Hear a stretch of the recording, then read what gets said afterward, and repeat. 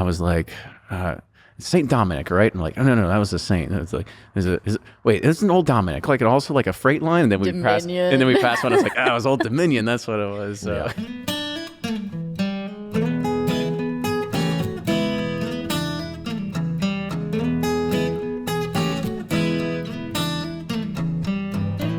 This is episode 252 of Bourbon Pursuit. I'm one of your hosts, Kenny, and our Whiskey from Home event is now over. I must say that it exceeded all of our expectations and went down in the history books as the first ever worldwide virtual bourbon event.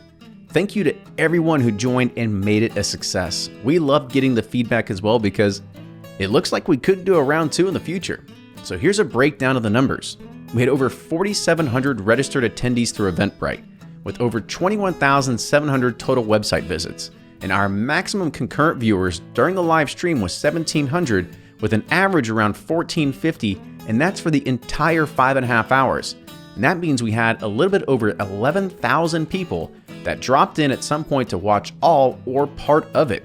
So if you want to relive it, you can catch the replays by going to Bourbon Pursuit on YouTube, subscribe there, and look for the Whiskey from Home playlist. According to a new survey of 118 craft distillers released by the Distilled Spirits Council of the United States and the American Distilling Institute, they found that nearly 2 out of 3 craft distilleries worry not only about the long-term survival of their business, but the short-term survival as well. 42% said that they do not believe they will be able to stay in business for more than 3 months, while another 21% are worried they'll have to go out of business within the next 3 to 6 months. Of those distilleries surveyed, they have furloughed over 40% of their employees as well. So please, take this as a message, as an initiative to go and support your local craft distilleries before it's too late. We need to see this craft bourbon boom happen, and that's because we all want to see a good variety of products available on the shelves for years and decades to come. Now, in some other trending release news, Buffalo Trace has announced a special 18-year-old E.H. Taylor bourbon release. This 100 proof bottled and bond small batch bourbon was put into barrels back in 2002. The barrels chosen for this special batch matured using one of 3 Buffalo Trace mash bills: Wheated Bourbon, Rye Bourbon 1, and Rye Bourbon 2. This one-time only bottling of E.H. Taylor Jr.'s 18-year-old marriage is very limited, and the 6 bottle cases will be shipped in the impressive wooden boxes that were first used by the Cured Oak release in 2015. These boxes are modeled after the wooden crates used by Taylor to transport goods during the days before Prohibition. And this special bottling of the 18-year-old marriage bourbon whiskey for Colonel E.H. Taylor will be available starting in June in limited supply, with a suggested retail price of $69.99. For today's podcast, we went on a road trip to check out Old Dominick Distillery in Memphis, Tennessee. Now, we're excited to let Alex Castle, master distiller at Old Dominick, share with you the history behind the brand and how it was resurrected. We also take a few minutes to learn about her time at Wild Turkey, and then we dive into her current operations and the product lines themselves. If you're in the Memphis area or you find yourself on a barbecue destination, make Old Dominick one of your must-stops at their incredible facility. We were blown away by the whiskey and the hospitality. Did you know that you can now order barrel craft spirits online? You can access their award-winning products easier than ever before. So you can go to barrelbourbon.com and get your hands on them, because there's no time like the present. So just look for the buy now button. All right, let's get on with the show. Here's Fred Minnick with Above the Char. I'm Fred Minnick, and this is Above the Char. I'm going to take you down memory lane in whiskey media. You see, whiskey media did not really exist until the 1990s. Whiskey media from a consumer perspective was non-existent until Whiskey Advocate, or Malt Advocate then, and Whiskey Magazine came out in the early 1990s. And they saw the rise of tourism with the Kentucky Bourbon Trail, with the Kentucky Bourbon Festival, and all this enthusiasm around Scotch whiskey. So they created a magazine that catered to the very niche audience. Of course, the 1990s were definitely a good time for magazines. That was pre-internet going mainstream. And so people subscribed and, partook in this wonderful hobby we know as whiskey. In the 1930s and 1940s, you saw a great deal of materials in the trade. There's always been a consistent trade presence for whiskey, teaching distillers how to distill, helping business people trade whiskey, etc., etc. But like I said, it wasn't until the 1990s that anybody gave two shits about the consumers, about you. In the 2000s, we saw the rise of blogs. We found social media accounts coming out. We start seeing podcasts come about in 2008 to 2012. And all the while during this time, you have festivals. Festivals like Whiskey Fest, Whiskey Live, Whiskey Extravaganza, yada, yada, yada. And when I co-founded Bourbon and Beyond in 2017, that was kind of like that next step in evolution of whiskey festivals. It went from everybody walking around in a big hotel room, drinking whiskey and, talking to distillers, to pairing bourbon with something completely different. And music, it was people like the Foo Fighters and Stevie Nicks and the Steve Miller Band, Lenny Kravitz, John Mayer, on and on and on and on. And that is what I thought the evolution of the whiskey festival and the whiskey media would be. I thought it would be a lot more like Bourbon and Beyond in another festival called Whiskey X. Of course, as we have seen, the pandemic just take a big old sledgehammer to the music industry and everything that is a mass gathering. And I really do not know with confidence what the future of music festivals look like. The largest music festival producer, Live Nation, has already sold off a good chunk of their company to Saudi Arabians. So I think the structure for music festivals is going to be quite a bit different. Enter Whiskey from Home. Whiskey from Home was a really important classic shift. This was a moment, folks. Whiskey from Home, produced by Bourbon Pursuit, was a moment in whiskey history. And if you were there, if you were one of the 12,000 or however many people who sat down and live streamed the 5.5-hour event, then you were a part of history. What we saw was a pivot of what whiskey festivals and whiskey conferences look like. I don't know what the future holds for music festivals and the Whiskey Fest of the world and large gatherings, but I do know that this virtual conference was groundbreaking. It was the first of its kind, and there's going to be more of them. So if you were one of the first to witness the virtual conference in the whiskey world, maybe keep those emails you got as a souvenir. Screenshot the pictures of yourself watching it. Keep those around, because that's a part of history. It's a part of whiskey history. It's a part of our history. And that's this week's Above the Char. Hey, go check out my YouTube. I got some cool stuff going over there. Go to YouTube and search Fred Minnick. I am doing a lot of streaming. Until next week, cheers. Welcome back to another episode of Bourbon Pursuit, the official podcast of Bourbon. Kenny and Ryan on the road this time in Memphis, talking to a distillery that reached out to us, and it's going to be an interesting story. And Ryan, I don't know if you know this, but this distillery, the first brick was actually laid down by Elvis Presley himself. No way. Yeah, these are actually random facts I made up. I was going to say. No, it didn't happen at all. But, we are in Memphis, which is, it's the home of Elvis. There's a lot of different things, happening around here. And Cozy Corner, my favorite. Oh, yes, the barbecue place. Barbecue there. Shout out to Cozy Corner. I mean, the ribs there are insane. People give, there's all kinds of places for barbecue around here. There's Gus's Fried Chicken across the street. But, when we come, it's Cozy Corner Cozy's. Barbecue. Yep. We're loyal, diehard fans. It's hard to beat. We're suckers for it. But, if anybody that's watching the video right now, you see an array of spirits that are in front of us. And so we've got a lot to talk about. And a lot to drink. Our lot to drink. Our guest today has a pretty storied past as well, coming from, the great state of Kentucky. Blue blood state. I know. Blue blood down to Music City. Or actually, it's not Music City. What's the So Tennessee and Kentucky did a trade. Kentucky got Cal. Cal in Tennessee got Alex. No, there you go.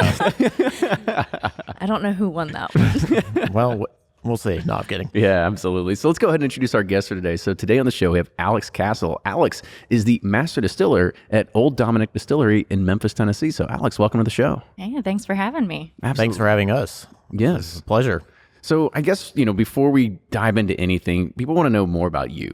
You can Google you, and maybe there's a Wikipedia page out there. Maybe We did that on the way here. Maybe there'll be one after this. Is there No, a I'm kidding. Wikipedia page? Because that would be weird. Kenny, was there Wikipedia? I was driving. No, I wasn't searching and just driving. some good articles out there. But kind of talk about your past.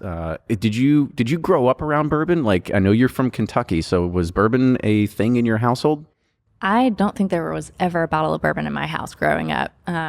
Really, neither of my parents drank while I was growing up. My mom had the occasional wine cooler, and that was about it. I do remember going to Maker's Mark when I was 5 years old, though. And so that was kind of my first exposure to it. I remember not liking it at all. I thought the place stunk. And they gave me chocolate. I didn't know there was... Which is okay. Except for I didn't know there was bourbon in the chocolate. That doesn't taste good to a 5-year-old. So, Yeah. so my first exposure to bourbon was not positive, at least not to a 5-year-old, to where I didn't really think about bourbon until I got to high school. And that's when my mom suggested I go into chemical engineering and do that so I could make bourbon. Want you to make wine coolers for... Well, I was about to say, I was like, got the bourbon in high school. Like, I was like, you must have ran with a pretty cool crowd then if they're making you get into whiskey at that young of an age. I was a theater nerd, Yeah, okay. so I don't know if they were that cool. But no, she just knew from reading articles and growing up in Kentucky that you can actually make bourbon. It's a living. And so she suggested that I do that, and I just thought it sounded awesome. So I said, sure. So you had a knack for chemicals, right? I think I read somewhere that you were also thinking about like going into like a marine biologist or something like that at I one spent point. most of my childhood thinking that's what I was going to do. And then freshman year of high school, took biology for the first time. Horrible. Horrible. You did, like dissecting a frog. Oh, it was awful. I hated that class. Yeah, me too. So I had, midlife crisis at the age of 15. I had to figure out what to do. Maybe at that age when everybody thinks they want to be a marine biologist, they're just like, hey, I get to go play with dolphins all day. Like, this will be great. And that definitely is what I thought it was. Yeah. Play at SeaWorld all day. So then you venture off. So you go to UK, right? Yep. So kind of talk about your time at UK and chemical engineering and everything like that. So just went through the standard bachelor program at UK. But while I was there, I essentially took a year off to do a co-op and ended up working for Alltech. Yes. Yeah. In there. Wine company. Well, then they also they do. Well, yeah, they have the Kentucky Ale and Town Branch. So, they got So when I started there, I was in the engineering department and reported directly to Mark Kaufman, Okay. who's, people know who that is now. And at the time, he was in charge of engineering, but also the brewery, because that's all they had was Kentucky Ale. The distillery didn't exist. And while I was there working on a completely unrelated project, I kept hearing whisperings in the office about stills and this top secret distillery project. And I'm just like, what is this? What is this? And finally, the stills come in. My first exposure to it was, we need someone to polish the stills. They're really dirty. And we've got a press conference coming up. You're cheap labor, go. Yes. You're the perfect candidate for this. That's why we need interns. Yep. It's exactly it. So I spent like 2 days trying to polish those stills. We did that a lot. But then finally my boss asked me if I wanted to observe a distillation. And so I went down thinking I just get to spend a day just watching. And then I walk in and he says, oh, I forgot I have to take the kids to the dentist. So I immediately think I have to go back to the office. And instead, in about 10 minutes, he tells me how to run the whole system. Oh, wow. Oh, wow. No pressure. No, and he's like, oh, don't, if you need to turn it off, just turn it off. It's fine. Mm-hmm. Okay. Throw you to the wolves. Pretty much. But it was, kind of what started everything for me. And it was a fantastic day. What did you love about it? What hooked you that day? Of course, that system at the time was super hands-on. You were literally standing next to the still, manually controlling the steam valve and changing the water and all this kind of stuff. So I loved that. I loved the fact I wasn't sitting at a desk. I'm just not someone who can sit at a desk 8 hours a day. And just the fact that I was getting to create something was just so much fun. Yeah, absolutely. Plus, it's whiskey at the end Right. of the day. Yeah. I mean, you can't really complain What's about not that to too much. like? All right. So you're working at Alltech. What's the next phase in the career after Alltech? So finished school, and unfortunately, while there were a lot of distilleries opening when I graduated, none of them were hiring. They were all still so young they couldn't afford more labor. And so I ended up spending a year making laundry detergent. Oh, nice. Everybody needs laundry detergent. Our house is a free and clear kind of place. We use the, Me too. I got sensitive. Not only I have sensitive ears, I have sensitive skin. Well, we actually made all free and clear. see, So, wow, that's I'm a customer. we're fans. yes. And so I was there for a year. And while I was there, I was approached about becoming a supervisor at Wild Turkey. And so I said, absolutely.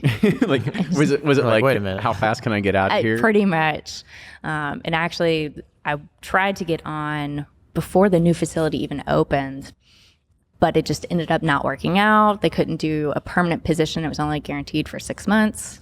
Couldn't leave my job for a temporary job. And so flash forward about 9 months, and they called me back saying, all right, we can actually hire you full-time, permanent position. Are you still interested? I turned in my notice that day. Easy decision at that Very point. easy. Yeah. Okay, so working at Wild Turkey now. So talk about your role there, because now you're in real like bourbon pedigree territory here. You got the Russells, you got everything like that. So kind of talk about, did you have interaction with them? Like, what was your role? I did. So I was in the actual production side, so not even the warehouse. So I was a supervisor in charge of receiving grain, milling grain, the mashing, the fermentation, distillation, oversaw all of that. You made sure all that Gucci corn was like up to. They call it Gucci corn now because I guess it's non-GMO. That's Joanne's. That's Joanne's. Yeah, little that's tagline. Joanne's thing. Yeah, we definitely did not call it that when I was, I was there. wondering. I was like, did they call it Gucci corn back then? That's the first I've heard of that. Well, now you know. This is what I had. Now I'm never going to forget that. Yeah. So we did all of that. So I oversaw everything up till the barrel, and then was also in charge of the dryer house. So where they took the spent grains and actually dried them so that the farmers could buy it. So did all of the quality control in all of those areas. So from time to time, definitely got to interact with Eddie and Jimmy, just going through and tasting distillate. But was also fortunate enough to be on the expert sensory panel. And so I was involved in all of the taste tests for the new products that were coming out. And because they're owned by Campari, all of the products, Sky Vodka, Cabo, all of those were actually being developed in Lawrenceburg. And so I actually got to taste test the Sky Coconut when they were developing it, and the raspberry and all of those new flavors. And so I got to make bourbon, but I also got to have a hand in helping them with other products. And is that like more of like an R&D kind of role of like looking at what does coconut vodka look like? So basically the product development lab was right across from my office. So it was a really easy taste tester because they just had to walk 3 feet and I was there. And so basically they would formulate, say, 10 different versions of coconut vodka. And I would just go over and assess them and say, oh, I like this one because of this, or this one's really bad because of this. And then they slowly would narrow it down and ultimately end up coming up with the final formula. Okay, so now you're at Wild Turkey. You've spent some time there. You're getting your feet wet, and then so talk about the next phase. Was Dominick the next phase of your career? It here? was the next phase. So I was super happy at Wild Turkey. I was enjoying my job, and one day I got a message on LinkedIn. See, it's still it works. useful. It's still It useful. is. It is absolutely useful. So I got a message on LinkedIn from a consultant asking if I knew of anyone that was interested or would be interested in helping open a distillery in Memphis. And you're like, me? Maybe? I think I got it like on a Friday, and I sent my resume in on Monday. Really? There was that quick a turnaround. There was no hesitation. I mean, this No. is because you're talking in like the boom of the craft world, right? Where, there's a lot of dollars being thrown around and you got to figure out like, is this going to succeed? So, Yes. so kind of talk about that first initial like phone call or whatever it was to figure out, is this going to be a right fit for me? So we definitely did a phone interview first, and it was my first time to talk to the current president of the company. And I think actually his cousin was on the call as well, so I got to talk to both of the owners, and just honestly loved their passion as they talked about this project. And of course, this was 2015, so still pretty early on in the project. But you could tell this was something that they were very serious about and wanted to do right. They didn't want to cut corners or, cheat in any kind of way. And so I loved that. And then, talking about the role and what they expected of me, I saw that I was going to be given opportunities that I most likely would never have had at Wild Turkey. Yeah, I don't think the Russells are going to let any other outsiders become master distillers. No, I don't have the right last name for it. It's like ingrained in their contract for life. So the idea of not even being a master distiller at Wild Turkey, I really wouldn't have been able to create my own products either. I would just oversee existing products. And so they were offering me at Old Dominick the opportunity to create the entire portfolio.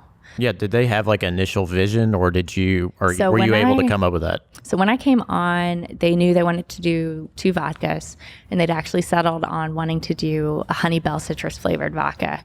Were you like, I know a great coconut vodka? Fortunately, I love honey bells. Not everyone knows what that is. Yeah, I was like, start explaining. So the honey bell is actually a hybrid fruit that grows in southern Florida, and it's a cross between a tangerine and a grapefruit. So you get some really nice sweetness from the tangerine, but the tartness of the grapefruit actually comes through as well. And so I actually grew up eating them because my grandfather would bring them back from Florida. And so when I joined the team, they said, we're going to make that into a vodka. I said, absolutely. And so they were actually still developing it. So I actually got to be a part of the development of that product. I didn't come up with the initial thought, but I got it to where it is today. I actually just picked up it right now and yeah, I'm smelling it. I'm smelling it, and yeah, you can. It's the second one. Yes, it is, and you'll know when you smell it. Yeah, it's pretty hard to miss it. Oh yeah, and it's definitely. And is it you're using like all natural fruits and everything inside of it? So we actually ended up having to go with natural extract. Okay. So in developing it, we were using the real fruit. But when we did the math to scale it up to full production, we realized we needed about 20 tons. Oh, that's a lot of peel. Not even the meat. We just needed the peel. And it just was wasteful. It wasn't practical. So we kind of had to alter our path on that one. Yeah, that's a tough one. Fred will get mad at me, but that's dangerously delicious. Yep. It's really good vodka there. Vodka Pursuit coming soon to you. Okay, so you had the idea of doing the vision. So I guess we're already kind of like jumping ahead here a little bit. So the phone call comes, you take it, you have it. I'm assuming like offer letter rolls in, and So next step was get down to Memphis, meet the team, see the building, because they did at least own the building. Nothing was in it, but they wanted to make sure that I fit with everyone on the team, and so came down and actually timed it with the International Barbecue Festival in May. Not a bad time to be here. Not at all. It was my first time in Memphis ever. And so to get to see it at such a fun time. And so my first night in Memphis, they actually took me down to the festival. And so I got to experience that. And if you've never seen it, you've got to come down for it. It's insane. But then they actually also got me tickets to a Grizzlies game too. And it was a playoff game. So they made sure I got to experience Memphis at its best. Absolutely. Maybe a night on Beale Street as well. There's a little bit of that. A little bit of that. A little bit. Yeah. It always ends up on Beale Street. all roads, or at least always end up there. Yeah, somehow. all roads into Beale Street at this point. Yeah. Well, that's awesome. So then you fell in love with the city and figured, okay, well, time to turn in my blue blood card here and actually become a Tennessee. So yes. how'd that transition go? I mean, what'd your family say? I was about to say, did they like excommunicate you? So my brother was furious because he had just moved back to Lexington like a year before we moved. So he was so mad that I was leaving. But other than that, my parents knew this is what I wanted to do. I think they would have liked to have seen me stay in Kentucky, but they knew that the opportunities there were a lot slimmer than elsewhere. So I think they always knew I was going to end up moving away. Well, only 6 hours apart. It's so I mean, it's really not terrible. that bad. I mean, we did it this morning. Yeah, you only have to get up at 4 a.m. You do that. You let your driver take care of it. I take a nap, and then before you know it, you wake up and you're there. You're there. It's Just fantastic. as long as I don't wear orange, my family is okay. Oh, I think I can agree with and you you on can that wear one. blue here and be okay. Yeah, it just needs to be solid Right blue. in. I Just don't can't- say Coach Cal, right? No, No. And also shout out, we still love our Tennessee volunteers that are out there that are listeners. So Absolutely. no hatred on that. No. But- okay, so let's go ahead and scoot up a little bit here. So now you're into the role, and kind of talk about the whole process, because I know that we had kind of talked about the very beginning of maybe the family wanted to just start sourcing first and then bottling, and then it kind of snowballed. Kind of talk about that, and then also kind of weave in the family history of like what they wanted to do too. Yeah, so back in, I think it was 2013, when the idea of bringing back Old Dominick kind of started. And originally they really did think, oh, we'll just buy aged product and we'll just bottle it, which is exactly what our founder did before Prohibition. Yeah, what was the original Old Dominic, I guess? What was their business model like? So our parent company, D. Canale and Company, was founded in 1866. And shortly thereafter, they added a whiskey line to it. So they had fruit distribution, they had beer distribution, and then also some whiskey. And they would just source barrels. We have letters that show that they bought some from Cincinnati, Ohio, and Indiana and Kentucky, and would bring it down. And just down the street from the distillery is where their facility was, and they would just bottle it under the Old Dominick brand name. And also from the records, we see that they actually bottled under a couple of different labels, and then also distributed other brands in the state of Tennessee as well. So they were a distributor. They, like I said, they did a lot. I know one thing that you had mentioned is that he kind of like copied a model from his parents or something like that, where like fruit distribution, was that Yeah, part so of it? Dominico, when he first moved to Memphis, actually worked for his uncle who had a fruit business. And then a couple years later is when he decided to start his own business doing very similar things. Just fruit must be hot, right? It must be hot that if you got to be like, you got to satisfy the quench for fruit. Well, in the late 1800s, I'm sure they weren't growing honey or whatever, honey bells. Honey Here, bells. you got to distribute it somehow. Yeah, and you probably didn't have ways to like keep it fresh for a year either. Right, Yeah, exactly. Yeah, it's one of those things. It's like bananas. You get them and then they're bad in a week. And you're like, come on. They've got to figure out a way to make bananas last longer by now. Just don't buy as many. Maybe that too. Sure. That's true. So what ultimately happened to the business? Why did it end? Prohibition hit. And so like most brands, they had to stop production and stop selling. Fortunately, D. Canale and Company continued. It's been a continuous operation since. So they were still able to continue the beer. Later on, they were able to continue the fruit. But our founder passed away before Prohibition ended. And so unfortunately, when it was repealed, there really wasn't anyone who was super interested in bringing it back. And so the business continued on. They had an Anheuser-Busch distributorship here in Memphis. It was one of the biggest ones in the region.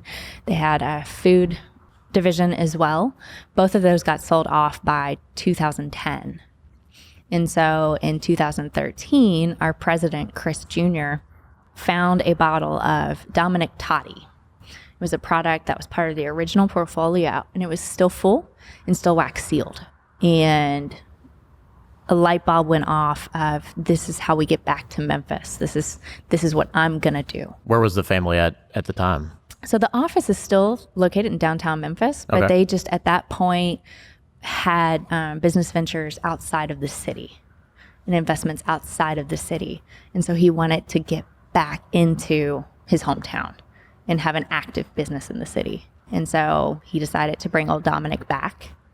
And the Dominick Toddy is what started it all. They decided to crack that bottle open and have the juice analyzed out in California. And we took that analysis and created our Memphis Toddy. So why the name toddy? Do you know like where the That like a was- hot Toddy. origin? No, I know what a hot toddy is, but this is a full bottle. It's not just like That's mixed true. with like honey and tea. No, and it's stuff. like RTDs before its day, ready to drink Kind of. cocktails. Yeah. It kind of is. Because actually all the ads for Dominick Toddy said just serve over cracked ice. So they didn't even necessarily Used want before you its time, mixing. yeah. Exactly. Unfortunately, we have no records as to what was in the toddy. We have no idea why he actually called it a toddy for the time. But to pay homage to it, we just stuck with the name. Oh, I gotcha. Okay, and this is the toddy right here. This That is is the the bottle that I'm toddy. looking at right So here. that Okay. is bourbon that we steep with cinnamon, clove, black pepper, cardamom, and citrus peel. Okay, well, I'm going to pick it up real quick because you can pick it out of the lineup because it's a little hazy, right? Yes. So Yeah, there's Easy to see. sugar in there. Did y'all taste that original bottle or just send it off for analysis? I believe one person was brave enough to taste it. I didn't do it. They survive. Yes, because they used fresh fruit at the time, from what we can tell. What happens to fresh fruit over time? Well, I mean, I would imagine That liquid was black. Oh gosh, yeah, I could imagine that. Because I was about to say, I was like, was there had to be like some floaties in there or something at that point, just bacteria running amok. You couldn't see anything in it. Yeah, it reminds me of fall. Like I want to sit on a hay bale and ride around a wagon or something, for fall festival or something. Get your really good. Get your straw bale out and kind of sit on it and tell pick some a story. pumpkin. Yeah, exactly. It's exactly what it tastes like. So was the toddy the first idea of this is the first product that we also want to come out with that is like in a darker liquid?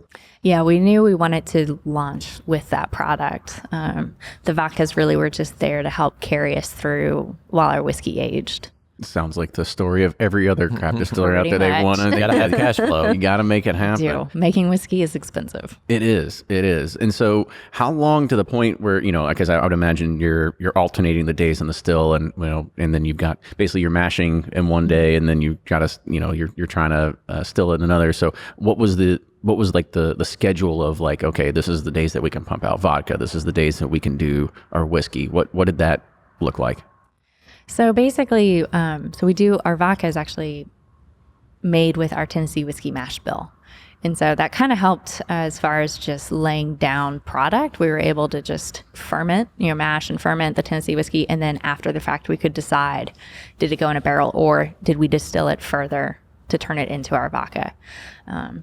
But really, it was just a juggling act. Of course, this loft we're in right now was our original storage space.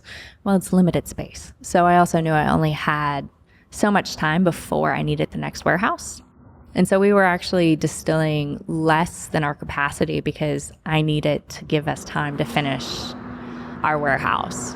So we were pretty much just trying to lay down as much whiskey as we could, but give us time anyway.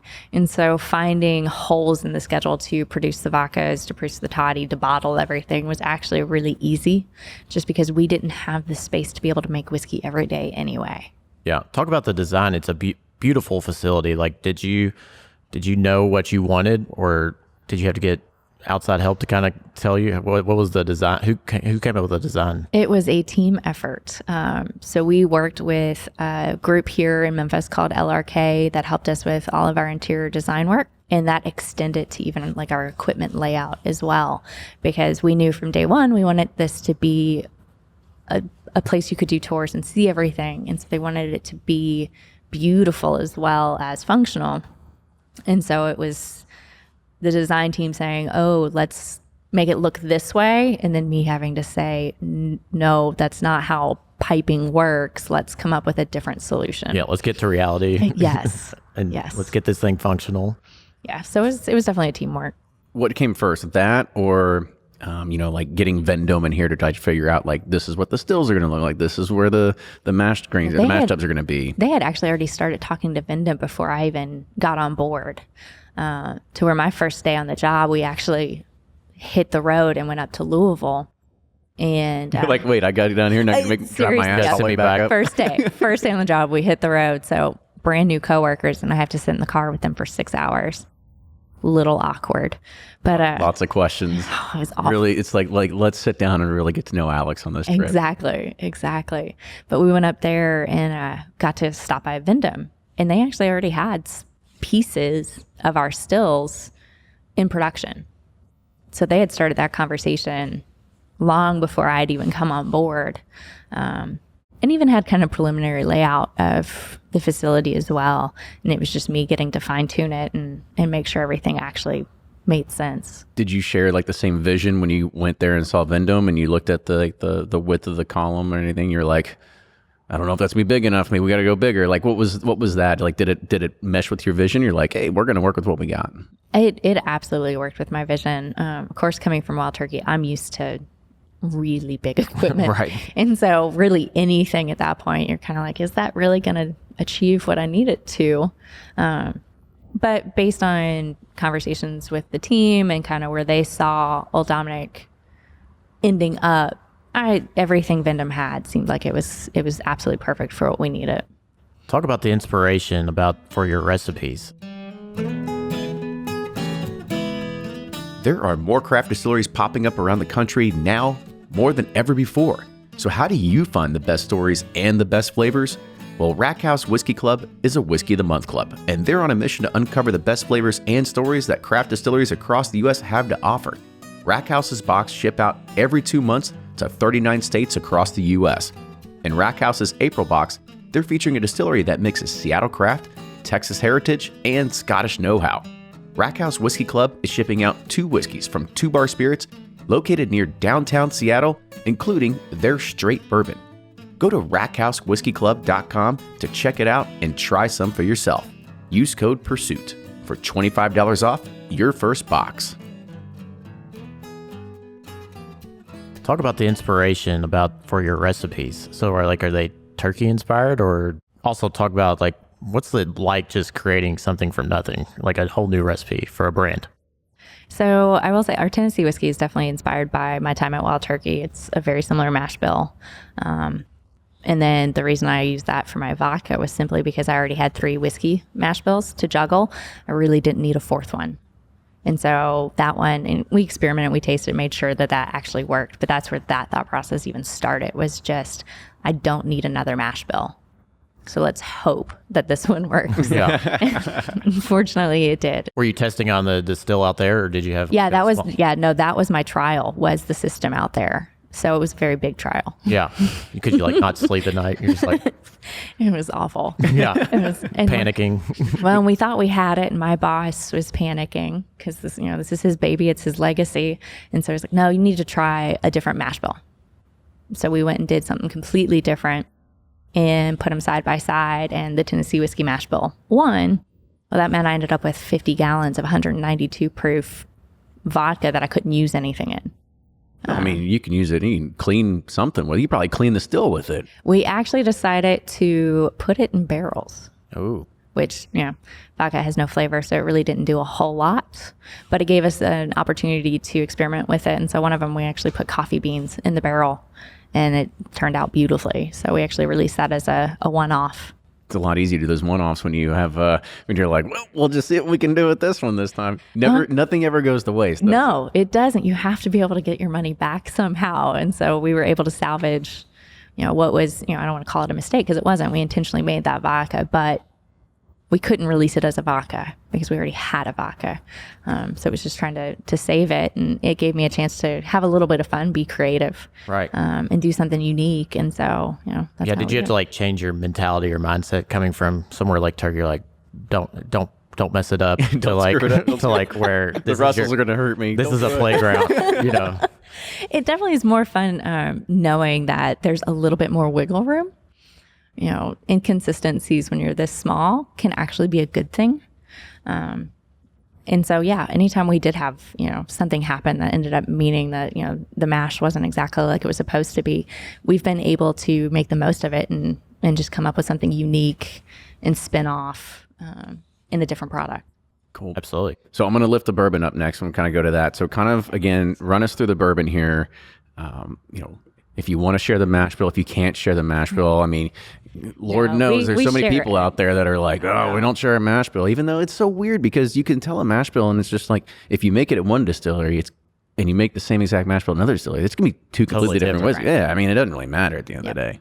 So this is our Huling Station bourbon, and it is a high rye bourbon. So it's 52% corn. That's high. And 44% rye. That's a high rye. That's a high rye. And I love rye whiskey, so that's why I love this mash bill. Is it's kind of a happy It's going to give balance. that spiciness character to it. And we do bottle it at 100 proof as well. Wow, well done. And this one, absolutely. It's got cinnamon. Mm-hmm. I'm a big fan of this. Big fan of the rye here. So this is actually the base of the toddy too. So we use this exact same liquid in the toddy. Currently, what's in that bottle is actually produced in Indiana. So as I said early on, they knew we wanted the toddy when we first opened. Well, that required a minimum 2-year-old bourbon. We weren't ready. We didn't have this building ready to go. And so they took our recipe, our yeast, our barrels, and went up to Indiana. And it's when they were still doing custom mash bills at the time, and had them make a couple rounds of bourbon for us. Yeah. And then it was aging so well. This is 5.5 years old at this point. It was aging so well that we decided to use some of it as just a bourbon and not just for the toddy. Wow, I was about to say, I was like, this does not taste like it would be like a 2 or 3 year old. Right. I mean, but this is fantastic. Yeah, So. no, that's the 5.5 years at this point. Yeah, absolutely. I mean, it gives a lot of those flavors. It's like, what's that one candy that you always talk about? Hot tamales. Oh, yes. Yeah. Like I can get that on it. Like Red Hot's a little bit too, some of that. So it's fantastic. Yeah, it's got a great viscosity too for just even 5 years old. A lot of depth, and I love the spice though. It's like it sticks with you. It does. It's very good. And then, so at this point, you all are producing a lot more of your own bourbon now, correct? Yes. Yeah. So we produce 3 different mash bills that are all currently aging. We have our Tennessee whiskey, which is 75% corn, 13 rye, and 12% malted barley.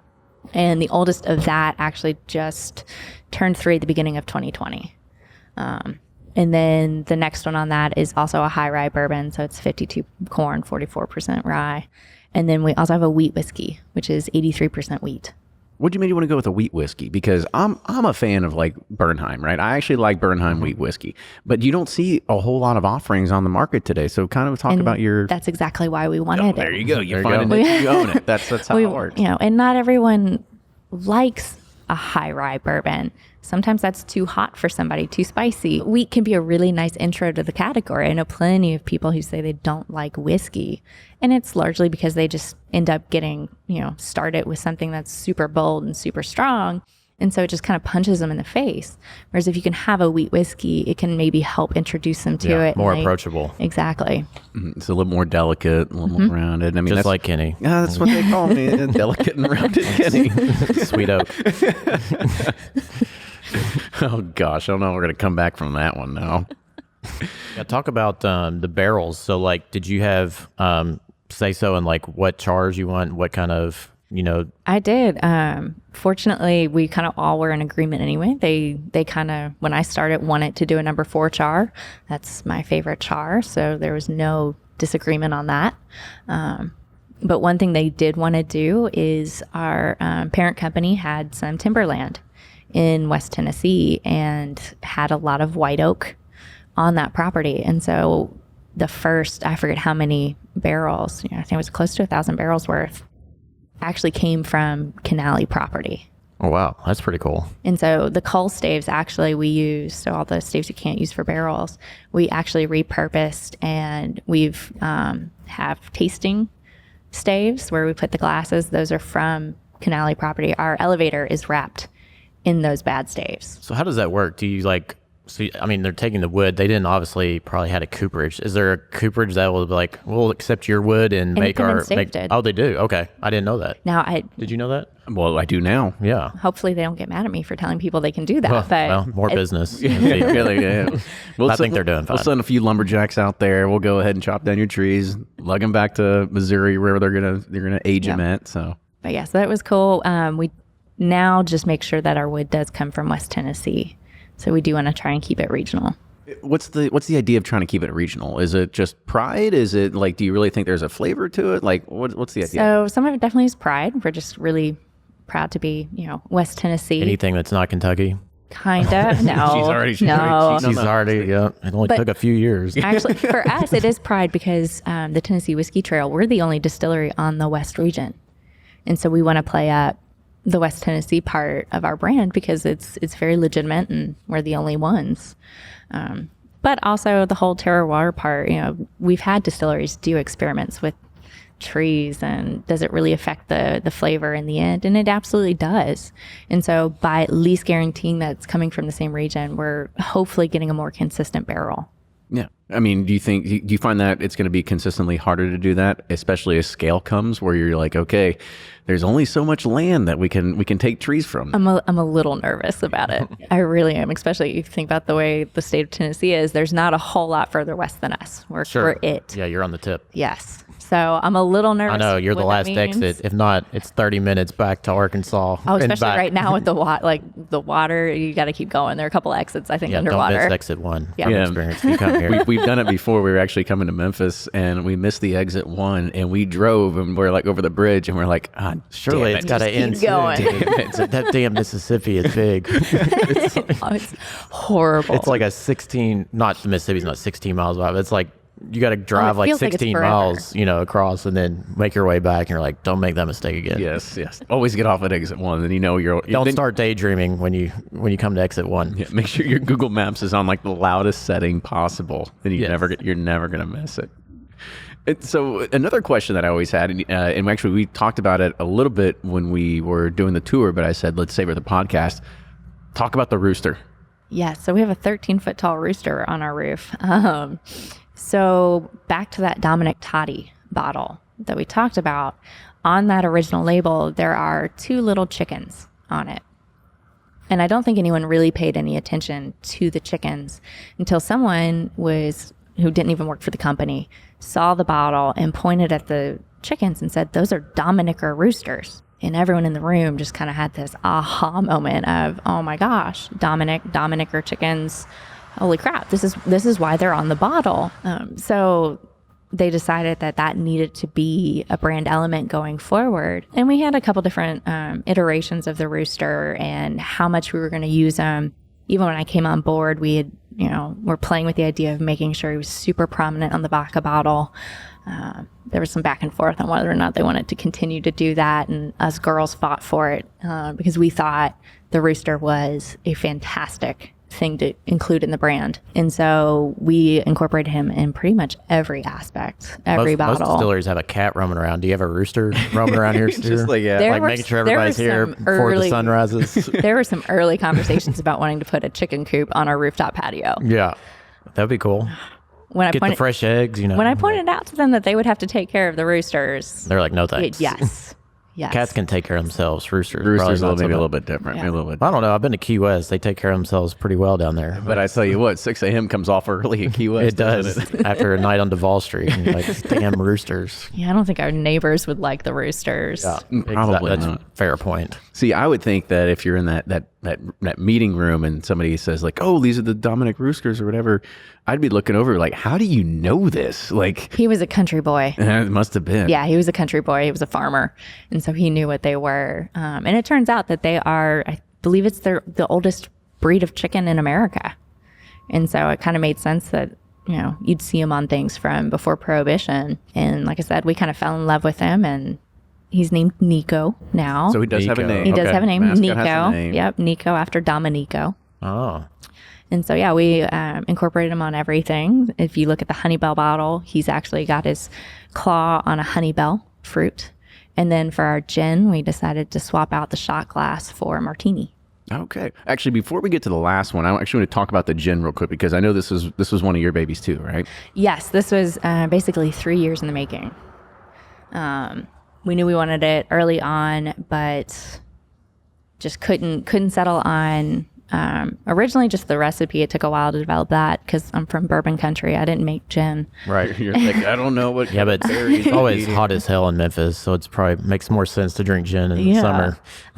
But then it took us a while just to settle on the label.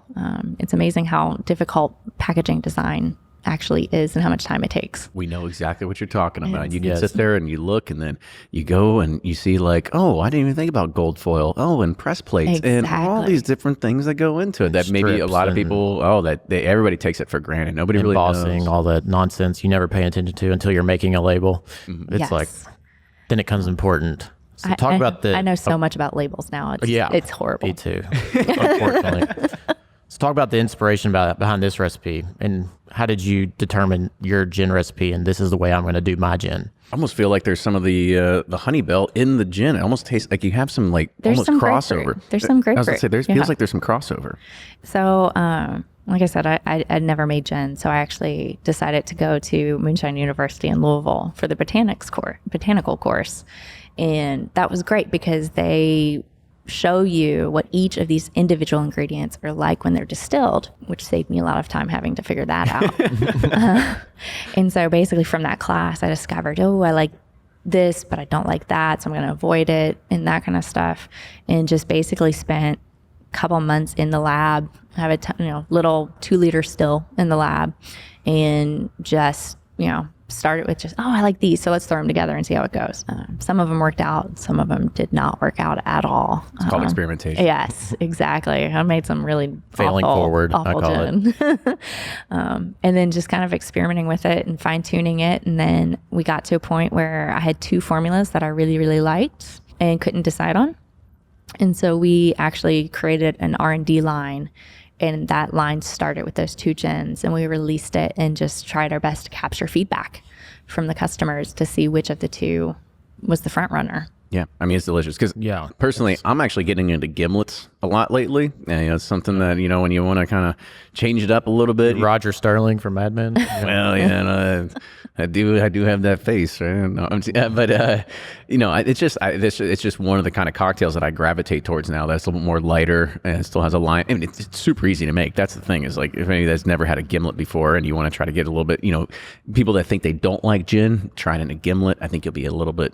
Well, the True Martini has gin too, Yes, which I prefer over vodka. Well, there we go. Plus you get this one, and it's got a rooster on it. So, and this one's fantastic, neat. I mean, gosh, that's really good. Thank you. Like I said, the grapefruit note really carried in there. It sure did. Yeah, but it also has some like spice to it that you don't get normally with gin. Like I don't know, it's kind of like a little allspice at the end that I like that sits on the back palate for me. I don't know. Well, that's okay. Well, Ryan, you get to explore this further because you just signed up for Gin Pursuit 2.0. Hey, I got Vodka Pursuit, so now I'll do gin. Yeah, coming to another podcast near you. Cover the gamut. It's fine. We'll get there one of these days. I'll hang out with Alex all day. We'll just come up with stuff. Talk about gin. Talk about botanicals all day. Talk about love language. There we go. Is it Ryan Botanical Cecil? That's right. So the last one that we have here is something that you all have. It's part of another experimentation line, right? It's something that's like a distillery only kind of release. Yeah. So one of the first things I did when I got to Memphis was become friends with all the breweries in town, and so probably good people to know. They're great people to know, but they all have been bugging me about barrels, and so we finally are dumping barrels, so we have ones that we can give out. In this one, Meddlesome Brewing, it's about 2 years old, I think, and they took, I think, 14 barrels and did 5 different beers in them and released them all back to back, and they were super fun beers, crazy beers. Well, they asked if I wanted some of those barrels back, and I thought, sure, why not? Like, he gave them to you for free. Yes, I want them back. Yeah, what can I lose? And so my favorite one of the 5 that they did was called All the Cookies, and it basically was an oatmeal raisin cookie beer, and it smelled and tasted just like the cookie. And so I was like, yeah, I want that one. Let's see what that does with bourbon. And so we put bourbon back in it for, I think it was 2.5 weeks. And I just tasted there's like so much big ginger in there, like gingerbread. So because they actually ferment on the raisins, they put vanilla extract in the barrels. I mean, they really did a lot to that beer. And so that barrel took on a ton of that flavor. Yeah, it tastes just like an oatmeal cookie, but with a little ginger spice added or something to it. Mm-hmm. Yeah, and you get with those raisin notes. With the bourbon burn at the very end, right? I mean, you get all that. It's the whole package. It's the total package. Like I said, that's a really unique finish. Just something fun, different. Are you all looking at experimenting with more kind of finishes, or like this was like, hey, like this was a pretty fun one-off. Like, I don't know how often we can recreate this. Definitely just one-offs at this point. I do know Meddlesome's doing those beers again, and I think even changing some of them up so they'll do different recipes. And because of how well this one did, instead of just taking back 1 or 2 barrels, I plan on taking back more next time and just continuing, fun little finishes, but only on that really small scale. I mean, how long were you finishing this in the barrel? And was it like, I need to check on it like every other week to make sure things don't go? So it was only 2.5 weeks in the barrel for that. That's it? I was afraid to let it go too far because I didn't want to lose the bourbon flavor. Yeah. Like I didn't want it to just become this sweet cookie. And so we were tasting it weekly. And at the end of week 2, we're like, okay, it's time to pull it. It's to where we were tasting it every day after that. And then finally hit, the spot where we're like, okay, we don't think it's going to get any better and we don't want it to get worse. Yeah. If you love candy dried fruits, I mean, this is like right up your alley. It makes a great old fashioned. Oh, I didn't even think of that. Oh yeah. That sounds dangerous. Yeah, well, the only way you can get is you gotta get your ass down to Memphis, and you gotta get to the gift shop here and get yourself a bottle. So talk about, correct me if I'm wrong, in Tennessee, you weren't able to distill like there were only 3 distilleries, and until recently, obviously you all are after the law had passed, but talk about the loopholes that you had to get through to get to where we are today. Yeah, so in Tennessee, I think it was 2009 when they finally opened it up to allow other counties to distill, to where now we're over 40 distilleries in the state. Wow. And in Memphis, our biggest hurdle wasn't so much we had loopholes, it's just no one knows what to do with the distillery. So when you're going through and doing inspections and things like that, or even my pipe fitters, they had never had to lay out a distillery before. They're like, we can't find you because we don't know how to find you yet. Yeah. So there was a huge learning curve just for everyone involved in this project, because it was such a foreign territory. But then the state as a whole, we've had to fight to set the regulations on tastings and even just letting us do tastings. We had to pass legislation. The Tennessee Distillers Guild had to help pass legislation to allow bottle shops. And we actually were allowed to sell our product on Sundays when no other liquor store could. And then finally passed it to where we could do cocktails. So we passed the LBD legislation so that we could actually operate bars. We are still restricted on that. In order to put any alcohol in the drink, you have to make it. So I've spent better part of a year learning how to make absinthe and Fernet and vermouth and things like that. Gotcha. We can't just buy it. We have to make it ourselves. Oh gosh, talk about a hurdle. I don't even want to do that. I mean, what do you do? Get on YouTube and you're like, how to make absinthe. Like, got to do that for Sundays. There was a lot of Google searches done, yes. Especially because my bartender wanted Aquavit. Oh man, I had never even heard of Aquavit before the list came I hadn't to either me. till like a year ago. That's about when I found out. Yeah. And so then I had to figure out how to make it.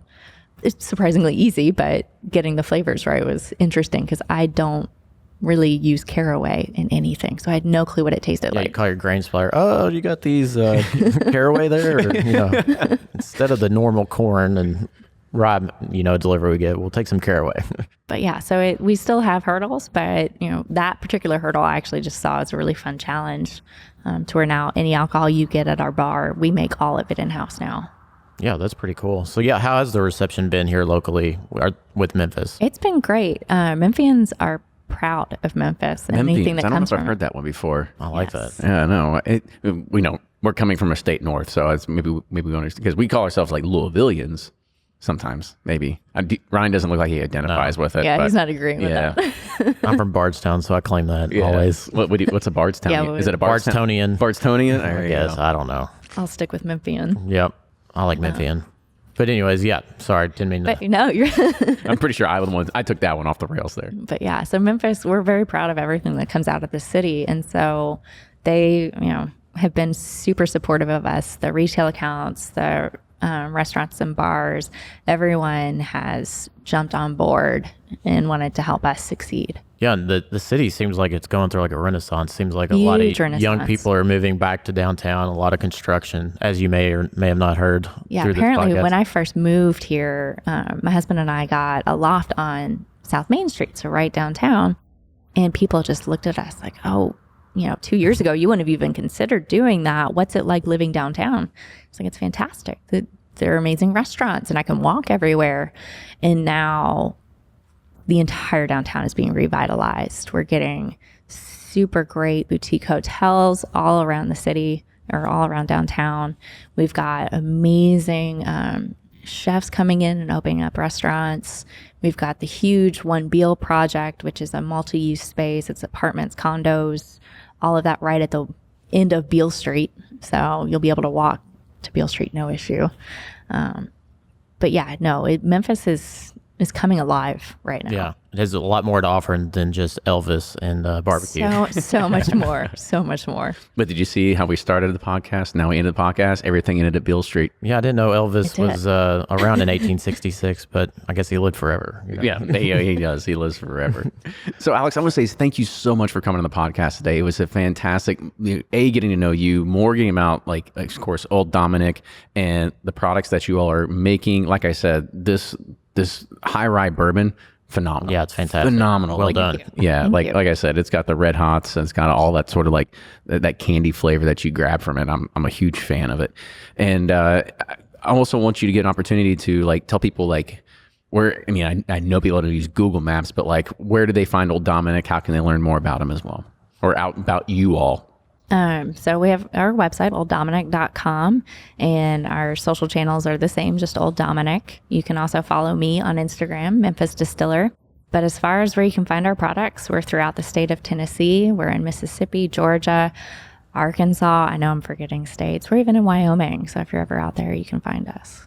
So awesome. So make sure you follow Alex at Memphis Distiller at Instagram. Make sure you follow, or is it Instagram or Twitter? What'd you say? Instagram. Instagram. Always on the IG. I think there is a Twitter account for me, but I have not logged in a very long time. That sounds like me on ours, on Twitter's. Yeah. I know. I'm in charge of all of them. I know, Kinda how it works. exactly. So Bourbon Pursuit on Twitter, Facebook, Instagram, and TikTok. So you can find us all everywhere. Yeah, don't now. do TikTok.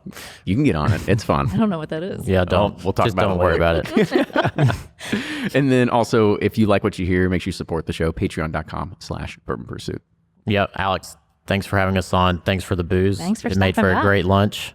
Love the gin. Love the high rye bourbon. Fantastic job. I'm super impressed. And I'm excited that we can, because we come down here quite a bit, and I'm excited we have a place we can come hang out. So we'll pop in like Kramer and hang out Please sometime. do. Well, awesome. So with that, appreciate everyone. Thanks for listening, and we'll see you all next week.